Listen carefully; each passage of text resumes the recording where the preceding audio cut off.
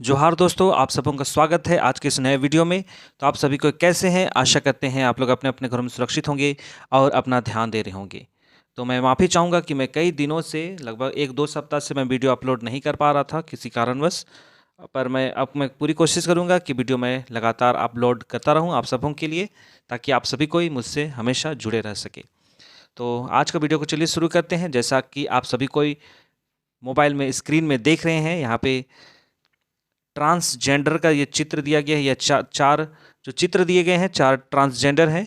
पर ये जो आज का जो वीडियो है, ये चारों की कहानी नहीं है, बल्कि ये हर एक ट्रांसजेंडर समुदाय के लिए है जो झारखंड प्रदेश में रहते हैं। तो उन सबों के लिए एक बहुत ही बड़ी खुशखबरी सामने आई है झारखंड की ओर से। और झारखंड सरकार ने ट्रांसजेंडर समुदाय के लिए एक यूनिवर्सल पेंशन योजना है, उसको इसके तहत इन ट्रांसजेंडर समुदाय के लोगों को इस पे शामिल किया गया है।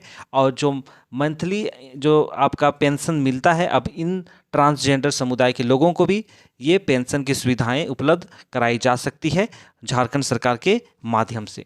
तो यही है आज का अपडेट जो आप सबों के लिए मैं लेके आया हूँ, जो आपके लिए, आपके नॉलेज के लिए, आपके करंट अफेयर के ज्ञान के लिए ये काफ़ी महत्वपूर्ण साबित होगा। तो चलिए शुरू करते हैं बिना किसी देरी के। तो यहाँ पे लिखा हुआ है, झारखंड ने ट्रांसजेंडर समुदाय को यूनिवर्सल पेंशन योजना में शामिल किया। तो इसी से संबंधित है। तो चलिए शुरू करते हैं।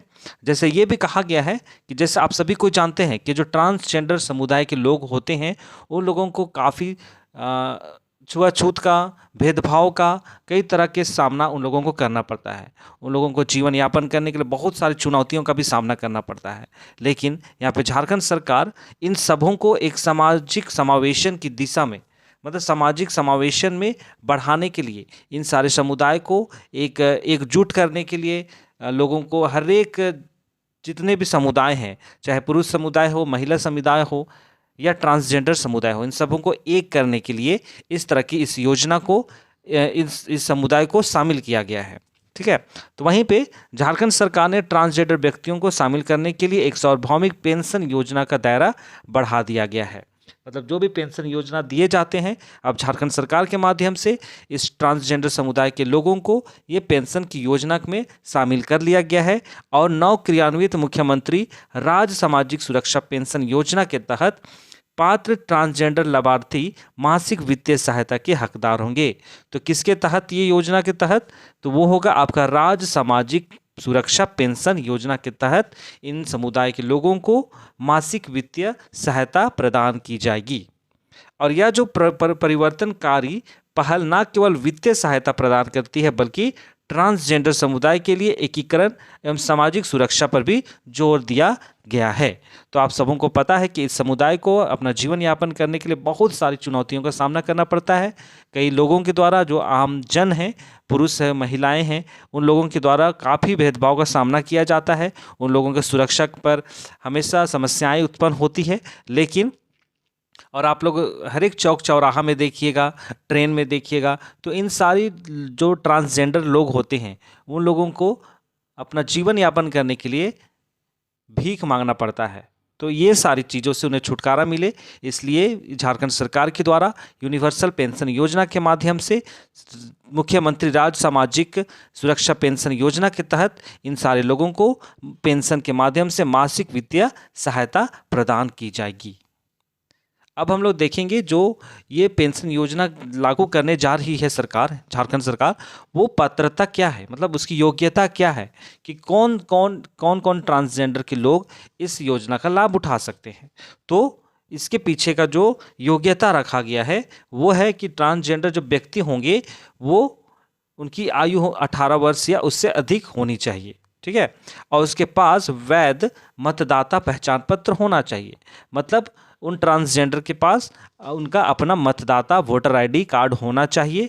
और उपायुक्त कार्यालय, मतलब डीसी ऑफिस से उनको प्रमाणित करके प्रमाण पत्र प्राप्त करना होगा। तो उसके बाद ही इस योजना का लाभ वे उठा पाएंगे। ठीक है। ये बातें कही गई है, मतलब उतना ज़्यादा क्राइटेरिया नहीं है।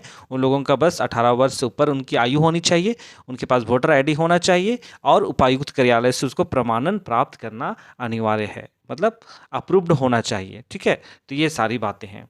अब जैसा आप सबों को मैंने शुरू में ही बताया कि उनके भेदभाव का सामना करना पड़ता है, तो उन्हीं सारे भेदभावों को दूर करने के लिए झारखंड सरकार के द्वारा ये पहल किया गया है कि वो जो भेदभाव उनके द्वारा किया जाता है, उन पर किया जाता है, भेदभाव से निपटने के लिए इस योजना को लाने का भी एक मुख्य कारण बताया गया है। ठीक है, और साथ ही साथ उन लोगों को अधिक समावेशी स्वास्थ्य सुविधाएं बनाने के लिए सरकार ने अस्पतालों के भीतर ट्रांसजेंडर व्यक्तियों के लिए अलग शौचालय बनाने की योजना का अनावरण भी किया है।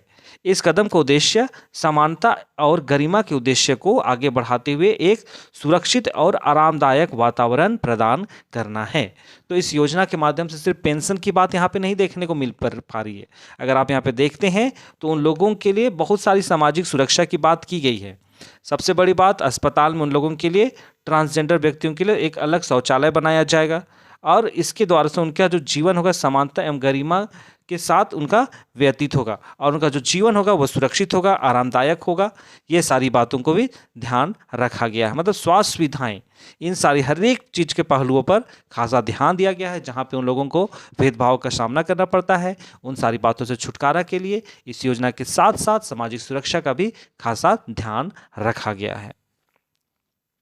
और ये जो वर्गीकरण है, इसके माध्यम से इन लोगों को क्या लाभ मिलेगा, तो आप सबों को पता ही होगा कि ये जो ट्रांसजेंडर व्यक्ति जितने भी लोग होते हैं, उन लोगों को किसी भी प्रकार का जाति आरक्षण उन लोगों को प्राप्त नहीं किया जाता है।